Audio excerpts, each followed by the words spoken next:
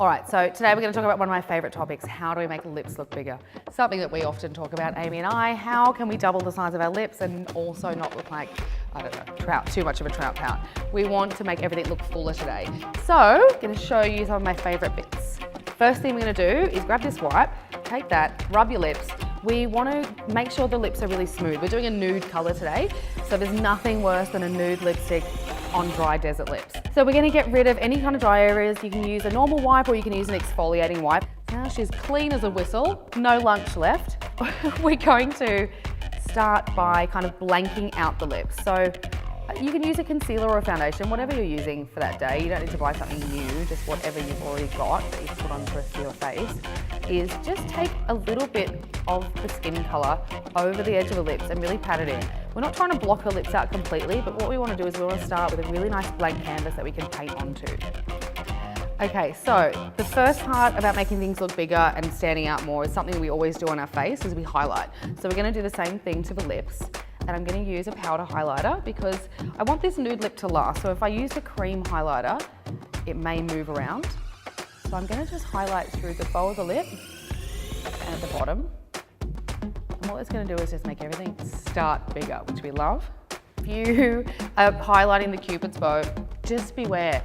You don't need to highlight all the way up. You don't need that all to be crazy shiny. You just really want to keep it to the bow of the lips.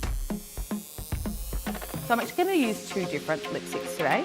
So I'm going to be using a liquid matte lipstick, which these are amazing because they do not move. However, they feel like they don't move. They feel like you could peel them off. So I'm going to be putting a cream lipstick straight over the top so it feels really comfortable. And you don't want to chew it all off. So I love these nude liquid lips. This one's got a little bit of color to it. We're starting a little bit deeper and we'll go lighter over the top. What I'm going to be doing is I'm going to be coloring in the lips as they are. We can make them bigger once they're already on. If you start big, it's only going to get bigger. So I love them to start. I do the same thing actually when I'm doing a red lip.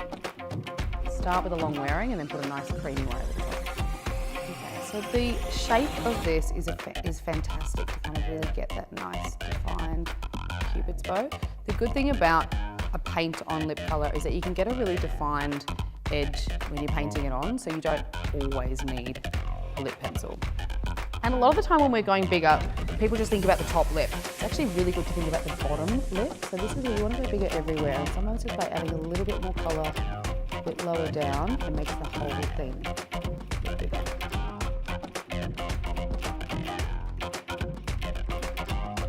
All right, so here's where we get to the good bit. So I'm going to be using stripped down lip pencil, which if you've seen the nude eye makeup video, go and have a look. It's the same pencil that I used there. I love products that I can use all over the face. And so this one is called stripped down lip pencil. And what I'm going to be doing with this pencil is I'm going to be sort of shading the lips. I'm kind of pretending that I'm drawing a whole new lip on you. And I like to start at the bottom of the lip as opposed to the top. So I always like to start through the middle when I'm overdrawing. Otherwise one side is happy sometimes and the other side is sad. Start in the center. Same thing with the bow of the lip too. And you can see that this lip pencil is a little bit deeper than the lip color. And I think that's really important because you want to create a shade, a really shaded effect. It makes the whole thing look bigger. So we've done the bow and we've also done the bottom. And essentially what we're going to be doing is joining the dots. It's much easier to start in the center and work outwards. So basically I'm sitting the lip pencil just on the outside edge of the lip. You don't need to go a centimetre under the lip. Well, you could try it, but it's not going to look amazing. But you want to sit it just on the outside edge of the lip and it makes the whole thing look a lot bigger. You could use your pinky here. You could use a cotton tip or a brush. And what I'm doing is I'm just making sure that the edge is a little bit soft. Because we're going outside the lip line, the texture of the skin is quite different. So you need to kind of blend it as you go, just to make sure that it all looks really seamless. And don't worry about the edges yet. We can come back in and we can clean them all up. We want to get this amazing lip on first. Okay, so I'm going in with this bad boy. Look, the TF is still on there. You know it's brand new. We're going straight on. I love these creamy lipsticks and this is what's going to make it comfortable. You've got the base on that's going to last, but then you're going to put the cream over the top so it feels comfortable. So where we're going to do it is we're going to go through it just through the center. Basically, it's a little bit lighter than the color that I've done first. So what it's going to do is help enhance that 3D effect. And just like tap the whole thing in. Do couple of layers just through the center. The part where you normally find that these matte lipsticks can really annoy you is through here, so you want to make sure that that is nice and creamy as well. It doesn't matter whether I'm doing a red, a brown, or a nude lip. I always love to just tap over the edge. It kind of just adheres the lipstick to the face and doesn't look like it's sitting there like a sticker. Good. Now, you could do a gloss here if you want to. I feel like this nice creamy look is really chic, especially with the eyes. If you feel like you want a little bit of shine, a good option is just pop a little bit of lip conditioner over the top. Gloss is going to be annoying, her hair's going to blow, it's going to get stuck to your lip. A lip conditioner is a nice way to add a little bit of shine, but still have that comfortability. And I just take it through the center. If you overgloss an overdrawn lip, it's just going to show up where any highlights and any gloss here is going to show up where you've done it. So it's just going to make it really obvious. So it's nice to keep the edges quite matte. Right? So whatever powder brush you've got handy, I happen to have this one here. I'm going to spritz it just to moisten the brush a little bit. We don't want it dripping wet. And I go into my highlighter again, the one that I used before. And I'm going to take this just over the top to give a little highlight. Now this is, oh yes, okay. Now that's a little piece of jewelry on there.